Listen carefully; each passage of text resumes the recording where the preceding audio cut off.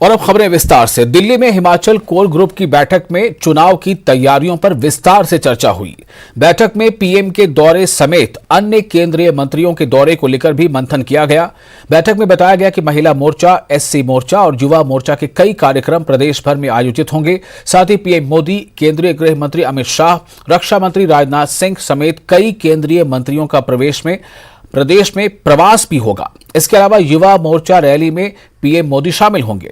Bilaspur AIIMS के शिलान्यास से प्रदेश में दिल्ली के एम्स सरीखी स्वास्थ्य सेवाएं प्रदेशवासियों को मिलेंगी।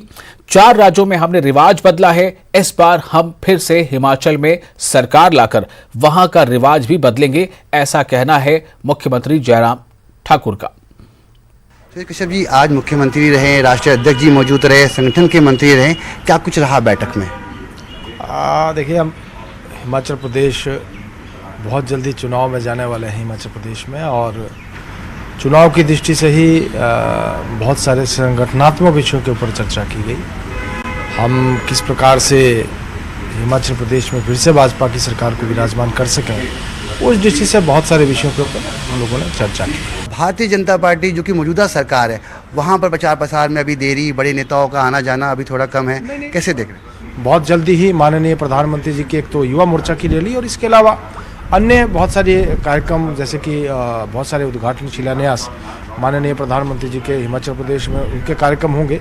माननीय राष्ट्रीय अध्यक्ष जी के प्रवास होंगे, माननीय अमित शाह जी के प्रवास होंगे, राजनाथ सिंह जी के प्रवास होंगे, श्रीमती स्मृति ईरानी जी, योगी आदित्यनाथ जी, और जितना हमारा विश्व नेतृत्व है उनके प्रवास हिमाचल प्रदेश के होंगे और बहुत सारे कार्यक्रम आयोजित करने वाले हैं। आने वाले समय में प्रचार प्रसार काफी जोरों से शुरू होगा और तमाम बड़े नेता हिमाचल प्रदेश का दौरा भी करेंगे। रामप्रसन्न विपिन के साथ मैं रवि मिश्रा, न्यूज़ 18 दिल्ली।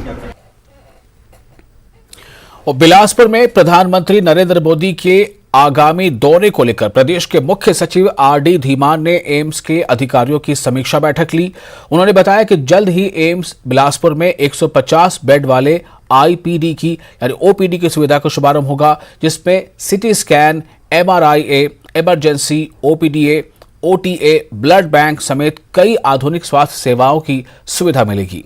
एम्स के medical superintendent doctor Dinesh Kumar ने बताया कि प्रधानमंत्री स्वास्थ्य सुरक्षा योजना के चरण 5 के तहत 1471 करोड़ की लागत से बनने वाला बिलासपुर एम्स करीब 247 एकड़ भूमि में फैला है।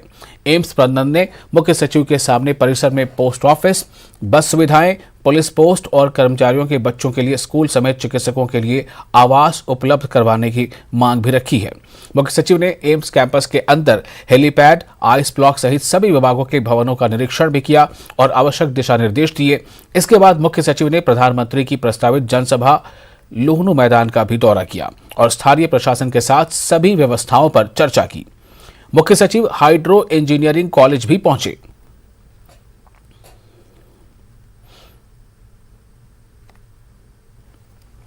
हिमाचल कांग्रेस अध्यक्ष सांसद प्रतिभा सिंह ने सीएम जयराम ठाकुर के उस बयान पर पलटवार किया है जिसमें सीएम जयराम ने कांग्रेस की गारंटी पर सवाल उठाए थे।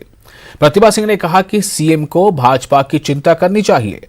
प्रदेश में 4 उपचुनावों में लोगों ने भाजपा को पूरी तरह नकार दिया। अब विधानसभा चुनाव में लोग उसे प्रदेश की सत्ता से बाहर करेंगे। क्या कहा था सीएम जयराम ने, वो भी सुनिए। कांग्रेस पूरे देश भर में रसातल की तरफ जा रही है। पूरे देश भर में कांग्रेस पार्टी समापन की ओर जा रही है। उनके बड़े बड़े नेता हर रोज पार्टी छोड़ के जा रहे हैं। तो ऐसे में कांग्रेस का भविष्य हिमाचल में क्या पूरे देश में ही आजकल नहीं है। और सबसे खराब वक्त जिंदगी का जो शायद मुझे लगता है कि आजकल चल रहा है अभी तक कांग्रेस पार्टी का, उसकी हमें चिंता नहीं है कि क्या मुख्यमंत्री बोल रहे हैं। हमें तो अपने काम पर ध्यान देना है और हमने जितनी भी ये बातें कही हैं, हमने लोगों को आश्वासन दिया है। पब्लिक में जाकर रैलीज के द्वारा, मीटिंग्स में भी हमने बार बार ये कहा है कि हमारी ये घोषणा है, हमारी सरकार बनेगी तो अवश्य हम इसको जल्दी से जल्दी लागू करेंगे। हिमाचल विधानसभा चुनाव के लिए कांग्रेस 15 सितंबर से पहले उम्मीदवारों की पहली सूची जारी कर सकती है। सूत्रों के हवाले से जो खबर सामने आई है उसके मुताबिक पार्टी में हिमाचल के 40 सीटों पर सहमति बन गई है। इसे लेकर 5 सितंबर को दिल्ली में प्रदेश चुनाव समिति की बैठक भी होगी और हो सकता है कि उस बैठक में उम्मीदवारों के लिस्ट पर अंतिम मोहर लग जाए।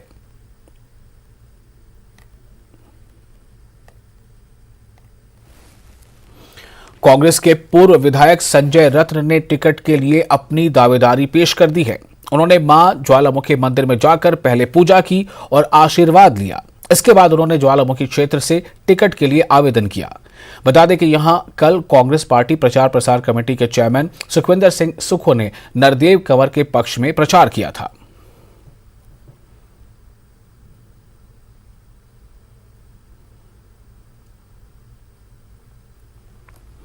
दिल्ली दौरे पर गए सीएम जयराम ठाकुर से खास बातचीत की हमारे संवाददाता रवि मिश्रा ने। इस बातचीत में सीएम जयराम ठाकुर ने बल्क ड्रग्स फार्मा पार्क के लिए पीएम मोदी का आभार जताया। कई महत्वपूर्ण मुलाकात है सर, आज क्या कुछ रहने वाला है? दिल्ली दौरा महत्वपूर्ण माना जा रहा है। रहने वाला है, बहुत अच्छा रहने वाला है। सर क्या प्रधानमंत्री जी से भी समय मांगा है आपने? देखिए, आज का तो हमारा संगठन की दृष्टि से हमारा मिलने का कार्यक्रम है राष्ट्रीय अध्यक्ष जी और संगठन मंत्री जी से, और हिमाचल के चुनाव के सिलसिले में बातचीत होगी। सर एक महत्वपूर्ण सवाल की ब्लड ड्रग फार्मा को स्वीकृति मिली है, तकरीबन 50,000 करोड़ का निवेश है, 20,000 लोगों को नौकरी मिलेगी, कैसे देखते हैं सर? आदरणीय प्रधानमंत्री जी का हम हृदय से आभार व्यक्त करते हैं। छोटे प्रदेश हिमाचल प्रदेश के लिए बल्क ड्रग फार्मा का एक बहुत बड़ा गिफ्ट उनकी ओर से जो दिया गया है। पूरा देवभूमि हिमाचल प्रदेश उनका ऋणी है। सर आज की मीटिंग का क्या दृष्टिकोण है, क्या कुछ होने वाला है? अभी मालूम पड़ेगा। जी बिल्कुल। तो हिमाचल प्रदेश के मुख्यमंत्री जयराम ठाकुर राजधानी दिल्ली दौरे पे हैं और साफ तौर पे उन्होंने कहा कि जो ब्लड ड्रग फार्मा है उसको स्वीकृति मिली है। कैमरापर्सन विपिन के साथ रवि मिश्रा, न्यूज़ 18 नई दिल्ली। और वन मंत्री राकेश पठानिया ने नूरपुर विधानसभा क्षेत्र की बरंडा पंचायत में 30 लाख रुपए से बनाए गए बरंडा से सेरी संपर्क मार्ग और बलखोड़ा में 3 लाख रुपए की लागत से निर्मित संगम महिला मंडल भवन का उद्घाटन किया। इस मौके पर राकेश पठानिया ने कहा कि वो हर गांव को सड़क सुविधा से जोड़ने के लिए प्रयासरत हैं। बरंडा कुटटा बाबा रोड के बनने से इस क्षेत्र के लोगों की सालों पुरानी मांग पूरी हुई है। इसके अतिरिक्त बिजली की कम वोल्टेज की समस्या को देखते हुए जहां 5 नए ट्रांसफार्मर लगाए गए हैं, वहीं 2 नए ट्रांसफार्मर शीघ्र ही लगाए जा रहे हैं।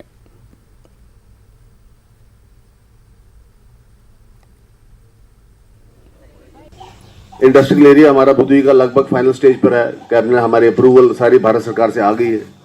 फिनासिंग नहर पे 900 करोड़ रुपए मैंने खर्च किया। 22 करोड़ का नया कॉलेज नूरपुर में बनाया जो अब छोटा पड़ रहा है। 12 करोड़ का स्टेडियम बनाया, 7.5 करोड़ का नया स्टेडियम का और काम लगा हुआ है। जगह जगह पे 30 स्टेडियम हमने अलग अलग स्थानों पे बनाने का प्रयास किया, बनाए, आपके सामने पक्का डाले में तैयार हुआ। अब बरंडा स्कूल के लिए भी पैसे आए हुए हैं, इसके लिए भी 15-20 लाख रुपए हमारा पड़ा हुआ। साइंस का ब्लॉक बना, आपका पटवार खाना अलग किया। पिछली सरकार ने क्या एक पटवार खाना भी बनाया? हमने 6 पटवार खाने बनाए, एक सब तहसील सदवा में बनाई, सदवा में नया पुलिस स्टेशन खोला। विकास का कार्य रुका नहीं। कॉलेज हमारा इतना बड़ा बन गया नूरपुर में, अब हमारे पास बच्चा वहां पे 3,500 से ऊपर इस एडमिशन में क्रॉस कर जाएगा, जिसमें 2800 बेटियां हैं। देश की जयराम सरकार ने यानी हिमाचल प्रदेश की जयराम ठाकुर सरकार ने कामगारों को आर्थिक और सामाजिक सुरक्षा देते हुए आत्मनिर्भर और स्वावलंबी बनाने का कार्य किया है।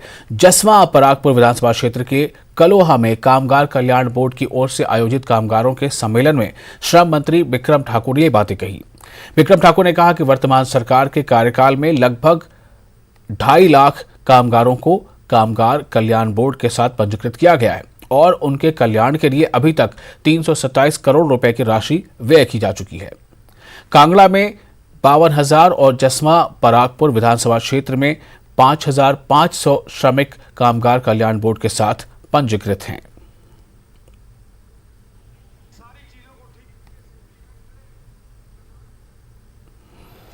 कोरोना और मंकी पॉक्स के बाद देश में टोबैको फीवर अपने पैर पसार रहा है। इसको लेकर स्वास्थ्य मंत्रालय ने भी चिंता जताई है।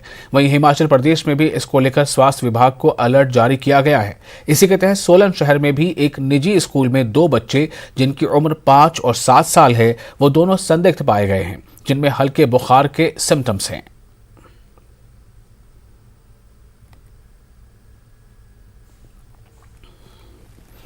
हिमाचल प्रदेश में मानसून का कहर जारी है। प्रदेश में अब तक 293 लोगों की मौत हो चुकी है और 8 लोग अभी भी लापता हैं। इस बारिश की वजह से 34 पक्के और 134 घर जमींदोज हो चुके हैं, जबकि 101 पक्के और 739 कच्चे घरों को आंशिक नुकसान हुआ है। इस दौरान 724 मवेशियों की भी मौत हुई है।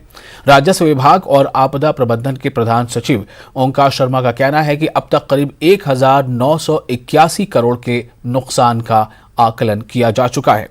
इसमें लोक निर्माण विभाग को 961 करोड़, जल शक्ति विभाग को 754 करोड़ से ज्यादा का नुकसान हुआ है। नुकसान की भरपाई के लिए केंद्र से मदद मिली है और पूरा आकलन होने के बाद और मदद मिलेगी। जुलाई और अगस्त में ज़्यादा बारिश हुई है और इस बार लगभग 18 वर्षों के बाद 18 वर्षों में तीसरी बार ऐसा है कि जब सामान्य मानसून हुई है। एक बार 2010 में 11% सामान्य से ज़्यादा बारिश हुई थी, 2018 में सामान्य से 12% ज़्यादा हुई थी और इस बार जो है अभी तक लगभग बराबर सामान्य जो बारिश चल रही है। बहुत नुकसान हुआ और उसके कारण जो है अभी तक लगभग 1981 करोड़ का जो है खर्चे का आंकलन किया है। और हिमाचल प्रदेश विश्वविद्यालय प्रशासन पर फिर से शिक्षक भर्ती में फर्जीवाड़े का बड़ा आरोप लगा है। छात्र संगठन एसएफआई ने 13,000 पन्नों की आरटीआई के आधार पर दावा किया है कि हिमाचल प्रदेश विश्वविद्यालय में 145 अयोग्य शिक्षकों की भर्ती की गई है। इन अयोग्य शिक्षकों की भर्ती के लिए नियम ताक पर रखे गए और बड़े पैमाने पर फर्जी दस्तावेजों के आधार पर भाजपा और आरएसएस के लोगों को भर्ती किया गया। एसएफआई के एचपीयू परिसर के अध्यक्ष रॉकी ने यह आरोप लगाए हैं और इन भर्तियों की स्वतंत्र न्यायिक जांच की मांग की है। वहीं दूसरी ओर एचपीयू के प्रति कुलपति प्रोफेसर ज्योति प्रकाश ने आरोपों को सिरे से खारिज करते हुए कहा कि तय प्रक्रिया और नियमों के तहत ही भर्तियां की गई हैं।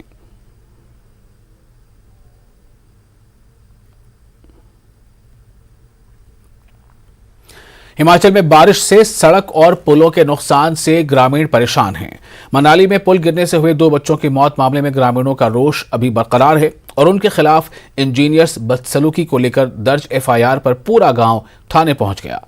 ग्रामीणों ने यहां अपना रोष व्यक्त करते हुए पुलिस से उन्हें गिरफ्तार करने की मांग की। वहीं नालागढ़ के साई पंचायत में ग्रामीण सड़क न होने को लेकर नाराज हैं। उन्होंने विधानसभा चुनाव का बहिष्कार करने की चेतावनी दी है।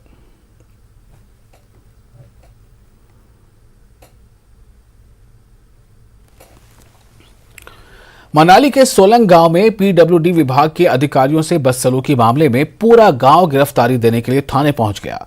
इस मामले में गांव के कुछ लोगों पर एफआईआर दर्ज हुआ था, लेकिन गांव के लोगों ने इस पर आपत्ति जताई और कहा कि जो भी घटना हुई है उसके लिए वो सब जिम्मेदार हैं। बता दें, सोलंग गांव में पुलिया टूटने से 2 युवकों की मौत पानी में बह जाने की वजह से हो गई थी। इसके बाद जब मौके का मुआयना करने पीडब्ल्यूडी विभाग के अधिकारी पहुंचे तो वहां उनसे गांव के लोगों ने बदसलूकी की थी, जिसके बाद विभाग की तरफ से एफआईआर कराई गई थी।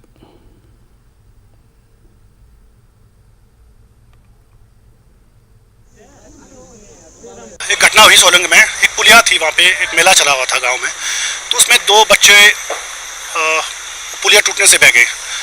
तो ये घटना इमीडिएट उसके दूसरे दिन हुई कि 16 तारीख को कुछ डिपार्टमेंट के लोग आए थे वहाँ चेक करने के लिए। तो लोगों में रोष था क्योंकि बच्चों ने अपनी जानें खोई थी। तो वहाँ पे कुछ इंसिडेंट्स हुए, वहाँ पे लोग गैदरिंग हुई, इकट्ठे हुए लोग। तो वहाँ पे कुछ उनके साथ हुआ, जो भी हुआ वो हुआ उस दिन। तो उसके बाद हमारे ऊपर कुछ 14-15 लोगों पे एफआईआर हुई पुलिस में पीडब्ल्यूडी डिपार्टमेंट की तरफ से। तो फिर आज हम लोग इसलिए यहाँ पे आए हैं कि हम लोग जो भी वहाँ पे हुआ उसके लिए हमें पता है कि हम जो भी अच्छा हुआ बुरा हो उसके लिए हम सब सामूहिक रूप से जिम्मेदार हैं।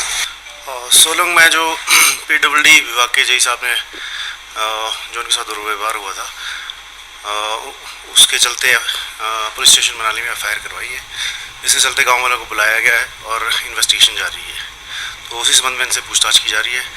जो भी उसमें संलिप्त पाया जाएगा उसकी गिरफ्तारी की जाएगी। आजादी के 75 साल बाद भी नालागढ़ के साई पंचायत में सड़क नहीं बनी है। इसको लेकर गांव के लोगों में काफी नाराजगी है। लोगों ने गांव में जल्द सड़क बनाने की मांग की है, साथ ही चेतावनी भी दी है। गांव वालों का कहना है कि सड़क जल्द निर्माण नहीं होने पर वो लोग विधानसभा चुनाव का बहिष्कार करेंगे और किसी भी पार्टी के नेता को गांव में घुसने नहीं देंगे। आज कहाँ आए थे, अब क्या थे? मैं यहाँ साई पर आया बता दोस्त के पास। यहाँ रोड की बहुत हालत खराब है। इनका सदियों को 75 साल हो गया देश आजाद को, आज भी ये ऐसे ही रहते हैं। बुरा हाल है। आज रिश्तेदारी में आया था मैं मिलने के लिए, तो देखा जाके बड़ा मुश्किल पहुंचा उनके घर में जाके मैं, जब कि यह बद्दी इंडस्ट्री एरिया से कुछ किलोमीटर दूर है। मेन रोड तो इन्होंने बना दिया साई वाला, पर इस रोड का देखो ना, ऐसे आज़ादी से कितनी देर हो गई आज़ादी हुए, वो आज़ादी बस से पहले वाला वही हाल है इनका। तो क्या दिक्कत क्या है? रोड की बहुत बुरी खस्ती हालत है। यहाँ पे रोड का इतना बुरा हाल है कि यहाँ पे लोग ना मंजों के ऊपर उठा के ले जाने पड़ते हैं अगर कोई बीमार पड़ जाए। और इतने साल हो गए आज़ाद हुए हमारे देश को, लेकिन यहाँ पर आज भी हम वो से भी वैसे ही है जैसे अपने पुराने टाइम में यहाँ पे मतलब थे। सड़क में जी हमारे ये मेन रोड तो बद्दी वाला तो पक्का है, पर ये हमारे लिंक रोड का बहुत ज़्यादा हालत ख़राब है। हमारे को स्कूल में आने जाने में बहुत ज़्यादा तंगी होती है। अगर कोई बीमार हो जाए फिर भी नीचे नहीं आ पाते हम। कब से ऐसी हालत इसकी? अभी जब बारिश होती है, बारिश वाला मौसम, अभी वो तक खराब ही है। हिमाचल के 2 शहरों में हुए 2 हादसों में 2 लोगों की मौत हो गई है, जबकि इन हादसों में 4 लोग गंभीर रूप से घायल हो गए हैं। ये हादसे पर्यटन नगरी मनाली और नालागढ़ में हुए हैं।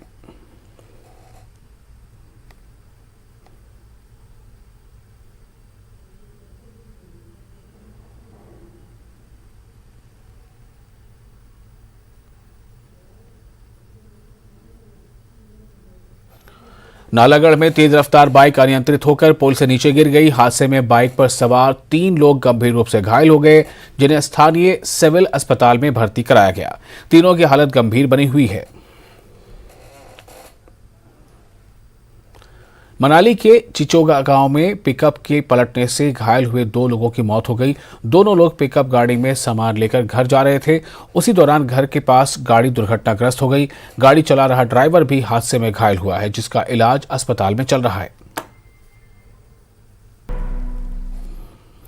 ब्रेक के बाद एक बार फिर आपका स्वागत है। आप देख रहे हैं अपना हिमाचल। बिलासपुर में क्षेत्रीय अस्पताल में अव्यवस्थाओं को लेकर युवा कांग्रेस की भूख हड़ताल 11 दिनों से जारी है।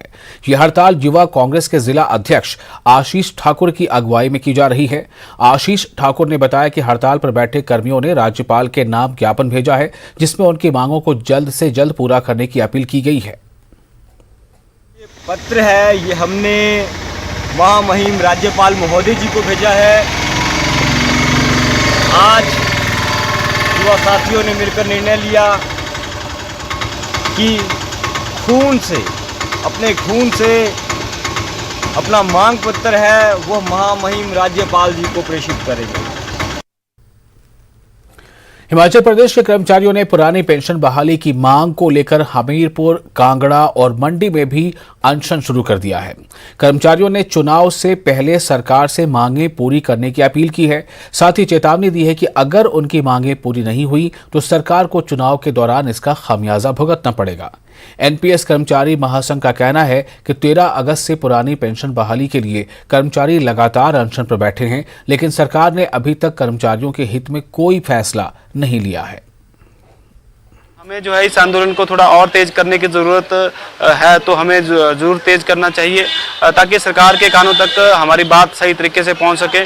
हमने इसलिए निर्णय लिया कि चारों लोकसभा क्षेत्र में हम क्रमिक अनशन शुरू करेंगे और इसी कड़ी में शिमला के साथ साथ मंडी, हमीरपुर और कांगड़ा में शुरू किया गया। लाहौल स्पीति में तकनीकी शिक्षा मंत्री रामलाल मारकंडा ने 593 लाख रुपए की कामरिंग उठाऊ सिंचाई योजना की आधारशिला रखी। इस योजना के पूरा होने से इस क्षेत्र के किसानों को फायदा मिलेगा। इस मौके पर रामलाल मारकंडा ने कहा कि उठाऊ सिंचाई योजनाओं के निर्माण से शेलिंग, चिवार, बारिंग, लेह, बारिंग, चेम्बक, मोरिंग, कामरिंग गांव की 111.75 हेक्टेयर भूमि सिंचित होगी। आने समय में लाहौल के लोगों को कहना चाहूँगा और मुरी पंचायत के लोगों से कि जो आज मैंने दोनों लिफ्ट एजुकेशन का जो है फाउंडेशन स्टोन रखा है, शिलान्यास किया है और इसका कार्य अवधि जो है 1.5 साल में कंप्लीट होना है। इनका डिमांड अभी ही 1 महीना पहले रखा है और मैंने सप्लीमेंट्री बजट माननीय मुख्यमंत्री महोदय बोलकर जो है सप्लीमेंट्री बजट रखा है और मैं विश्वास देना चाहूँगा हम 1 साल के अंदर ये दोनों स्कीम बना के देंगे ताकि इस पंचायत के लोगों को लाभ हो। केंद्र सरकार ने राज्य के लिए राज्य आपदा राहत निधि की दूसरी किश्त के रूप में 171.20 करोड़ रुपए जारी कर दिए हैं। हिमाचल की जयराम सरकार ने केंद्र से ये किश्त जारी करने की अपील की थी। मुख्यमंत्री ने SDRF की दूसरी किश्त के लिए केंद्र सरकार का आभार जताया है। सीएम जयराम ठाकुर ने कहा है कि प्रदेश सरकार भी 19 करोड़ 20 लाख रुपए जारी करेगी, जिससे राज्य आपदा राहत निधि की दूसरी किस्त 190 करोड़ 40 लाख रुपए हो जाएगी। इससे प्रदेश में आपदा पीड़ितों को राहत पहुंचाने में मदद मिलेगी।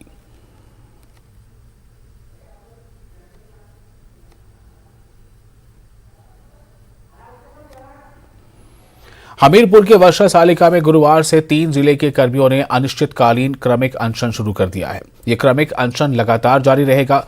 वहीं अनशन पर बैठे कर्मचारियों ने बताया कि जब तक उनकी मांगों को सरकार पूरा नहीं करती तब तक ये अनशन जारी रहेगा।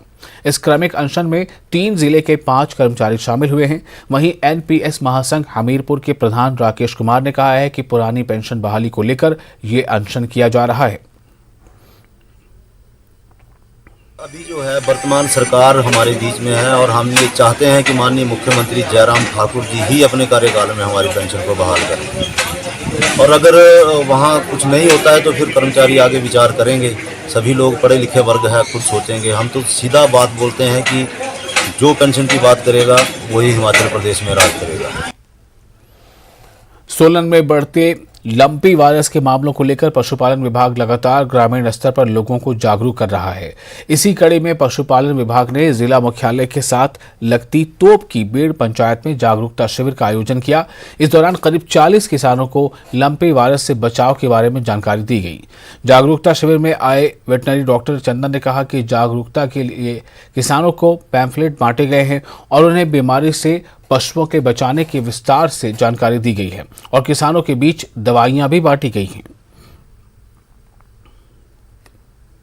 आज पशुपालन विभाग के द्वारा डॉक्टर बीबी गुप्ता हमारे जो डिप्टी डायरेक्टर हैं उनकी अध्यक्षता में हमने ये कैंप लगाया है, क्योंकि जगह जगह हमारे डिप्टी डायरेक्टर साहब ने कहा कि अवेयरनेस करो लोगों को, क्योंकि ये वायरस बड़ा घातक है। तो इसके लिए आज हमने यहाँ पर 40 फार्मर्स का एक अवेयरनेस कैंप तोप की बेड़ में लगाया है। और फिलहाल एक छोटा सा ब्रेक लेते हैं, जल्द हाजिर होंगे।